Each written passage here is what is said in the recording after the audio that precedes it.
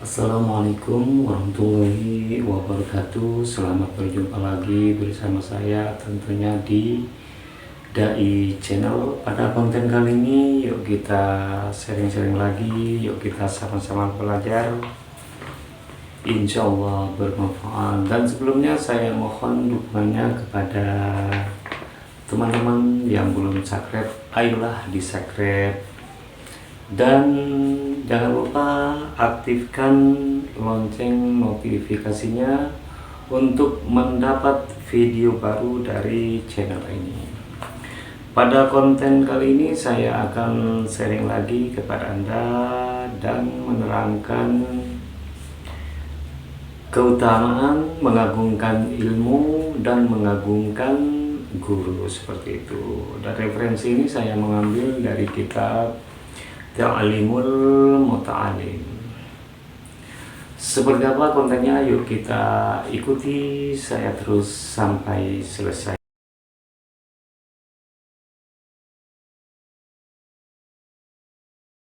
Bismillahirrahmanirrahim. Faslun fi ta'zimil ilmi wa ahli. Fasal ini menerangkan di dalam mengagungkan ilmu dan mengagungkan orang yang mempunyai ilmu. Jadi orang yang mencari ilmu itu harus, yang pertama harus mengagungkan ilmunya, seperti berwudu ketika mau membaca kitab, atau menghormati atau mengagungkan orang yang berilmu, seperti itu. Iklam, ketahuilah, anna talibal ilmi, sesungguhnya pencari ilmu, orang yang mencari ilmu, la yanalu, ini tidak akan mendapat siapa itu talibul ilmi, al-ilma, kepada ilmu, wala yantafi'u, dan tidak bermanfaat apa itu ilmu bihi, kepada talibul ilmi. Jadi bahwa penuntut ilmu itu tidak akan mendapat ilmu yang bermanfaat dan ilmu imil ustadhi wa taqlihi.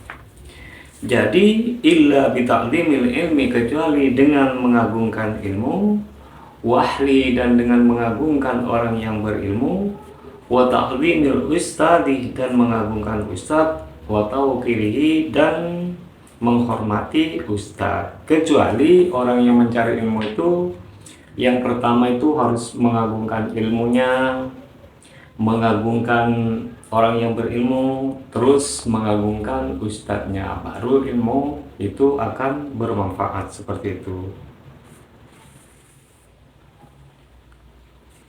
Yang pertama itu mengagungkan ilmu seperti kalau mengambil kitab-kitab itu harus berwudu dulu dan disusun dengan rapi, tidak berserakan, seperti itu. Dan mengagungkan orang yang berilmu harus dihormati, terus kemudian menghormati guru dan mengagungkan guru, baik ketika kita berhadapan dengan guru maupun berbicara dengan guru, seperti itu. Kalau Anda itu tidak melakukan hal-hal yang tersebut, maka jangan mengharap Anda itu bermanfaat, ilmu Anda itu bermanfaat, dan jangan berharap ilmu itu akan barokah kalau tidak mengagungkan hal yang di atas itu. Kenapa? Karena kita berkewajiban untuk hormat kepada guru, taklim kepada guru. Kenapa berkewajiban taklim kepada guru dan menghormati guru? Fa innaman, maka sesungguhnya orang, alamah, yang telah mengajari siapa orangkah kepada Anda, harfan, sehuruf saja, mimma, dari sesuatu, tahtaju, yang membutuhkan Anda, mimma, dari sesuatu, ilaihi, kepada sesuatu, fitini, di dalam agama. Sesungguhnya orang yang mengajar Anda walaupun satu huruf saja, apalagi mengajar Anda di setiap hari, mengajar ilmu yang Anda butuhkan di setiap hari, jangankan setiap hari, walaupun satu huruf saja, itu orang itu wajib dihormati dan wajib ditaklimi. Karena apa? Fawwah abu kafitin, fawwah, maka utawi itu guru, abukah ini orang tuamu fiddini di dalam agama. Karena guru itu adalah bapak Anda di dalam agama, urusan agama seperti itu. Karena apa? Maka guru itu adalah jangan lupa orang tua itu adalah guru di dalam bidang agama. Kenapa guru di bidang agama itu penting? Fahuwa murabbir ruh, maka guru itu adalah pembimbing dan pengurus roh. Roh kita itu dibimbing, rohani kita itu dibimbing oleh guru kita yang di pondok atau yang di madrasah seperti itu. Wahada murabbil jismi, dan orang tua itu adalah murabbil jismi, merawat tubuh, merawat jasad. Sedangkan orang tua itu adalah orang yang merawat jasad, tubuh. Sedangkan guru itu orang yang merawat roh. Maka keduanya itu harus kita hormati seperti itu. Maka intinya, maka dari itulah agungkan beliau dan hormati beliau. Supaya apa? Supaya ilmu yang Anda dapat bisa bermanfaat dan bisa barokah. Kalau kita menghormati guru, menghormati orang tua, maka ilmu kita itu akan bermanfaat dan akan barokah seperti itu.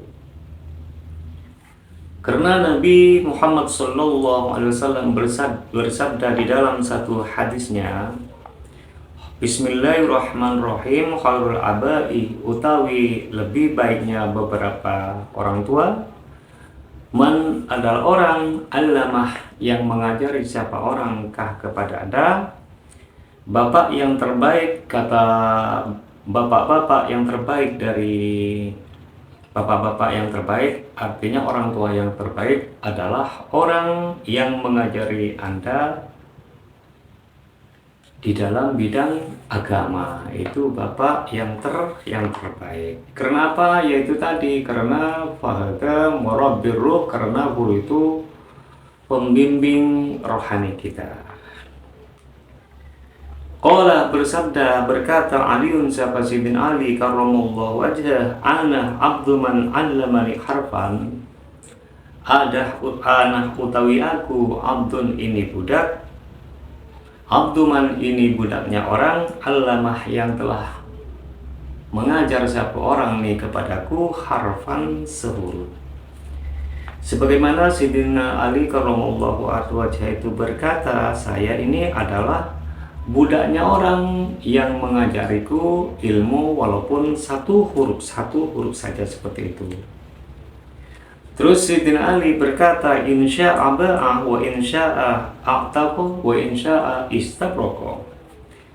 Insya'a, apabila berkehendak siapa itu orang, ba'ah maka menjual siapa itu orang, wa insya'a, dan jika berkehendak siapa itu orang, a'taqoh maka memerdekakan siapa itu orang, wa insa'ah, dan jika berkehendak siapa itu orang, istabrokoh maka menjadikan budak siapa itu orang. Maka Sayyidina Ali itu berkata, insya'a ba'ah wa insya'a a'taqoh wa insya'a istabrokoh. Terserah dia, kata Sayyidina Ali, apakah saya mau dijual atau mau dimerdekakan, apa mau selalu dijadikan budak, itu terserah dia, kata Sayyidina Ali. Saking pentingnya peran dari seorang guru.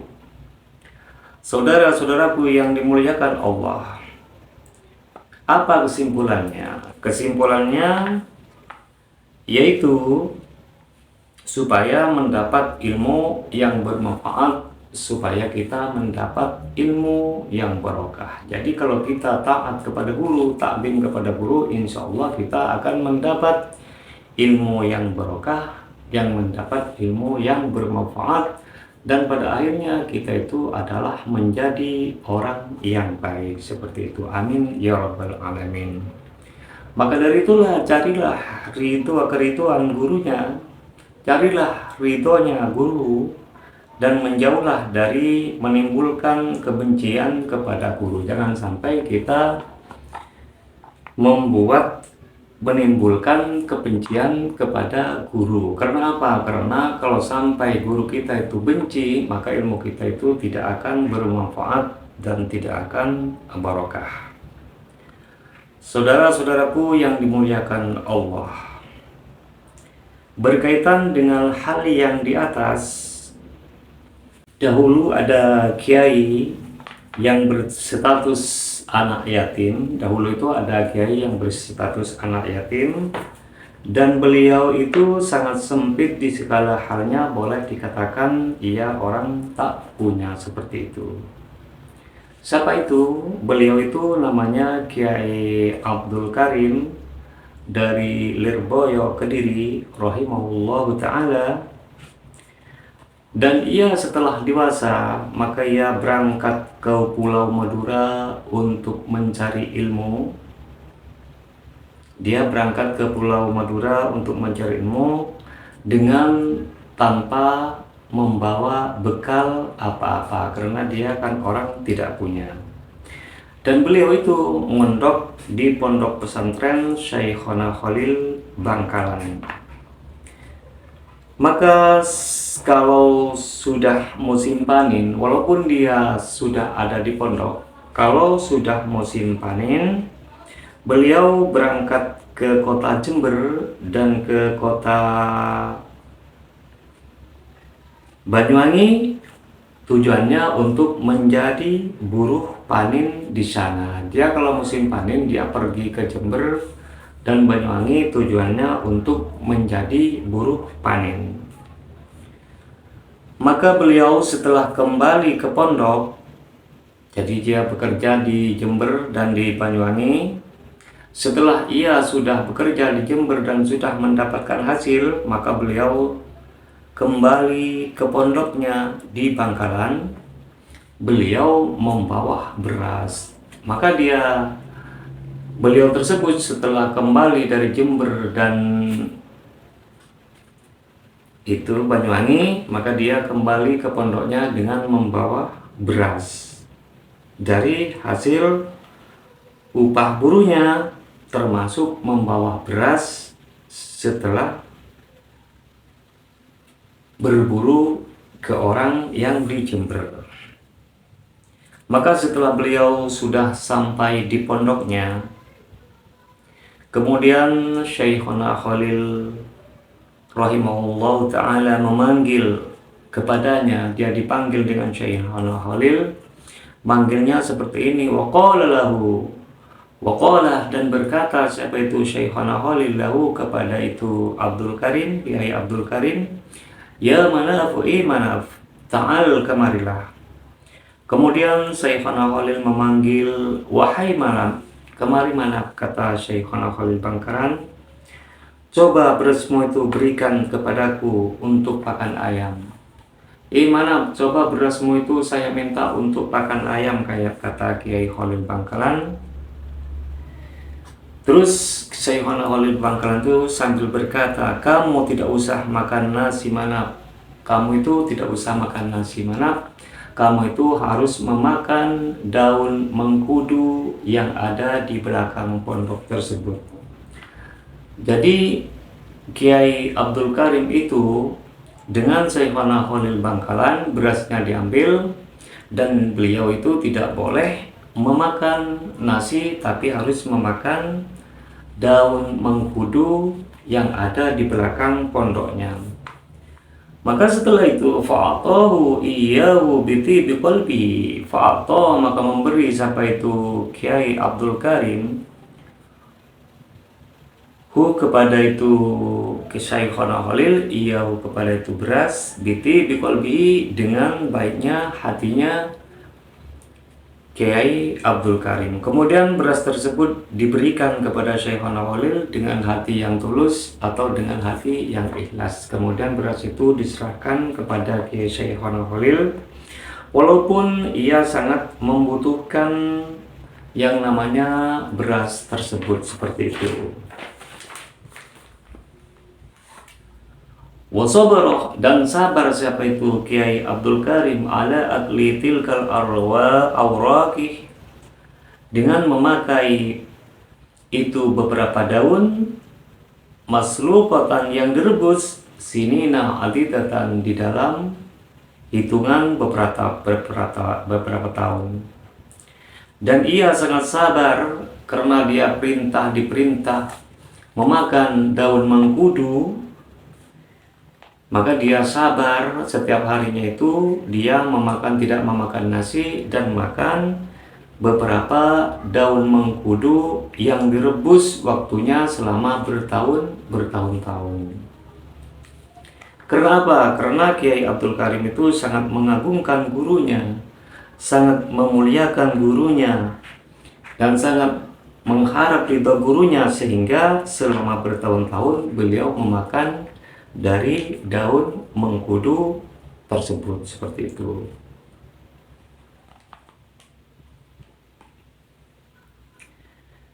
Dan beliau selalu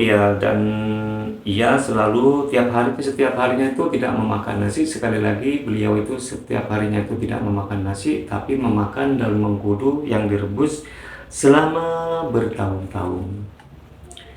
Saudara-saudaraku yang dimuliakan Allah, itulah contoh dari ulama besar yang selalu mengharap ridho dari gurunya, yang selalu taklim dan taat kepada gurunya, dan patut kita contoh.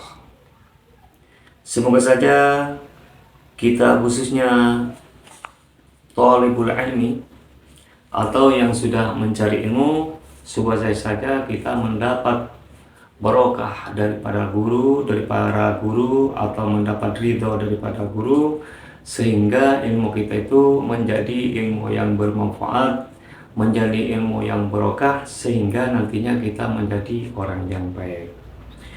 Amin, Allahumma amin. Itu saja dari saya, semoga bermanfaat, dan apabila ada kata-kata dan makna-makna yang kurang pas, saya pribadi mohon maaf yang sebesar-besarnya. Dan apabila konten ini sangat bermanfaat, silahkan di like, comment, share, and subscribe, dan dibagikan ke sosial media Anda, dan dibagikan kepada teman-teman yang lain supaya dapat manfaatnya juga. Itu saja dari saya, semoga bermanfaat. Ihdinas shiratal mustaqim, wabillahi wattaufiq wal hidayah waridha wal inayah. Assalamualaikum warahmatullahi wabarakatuh.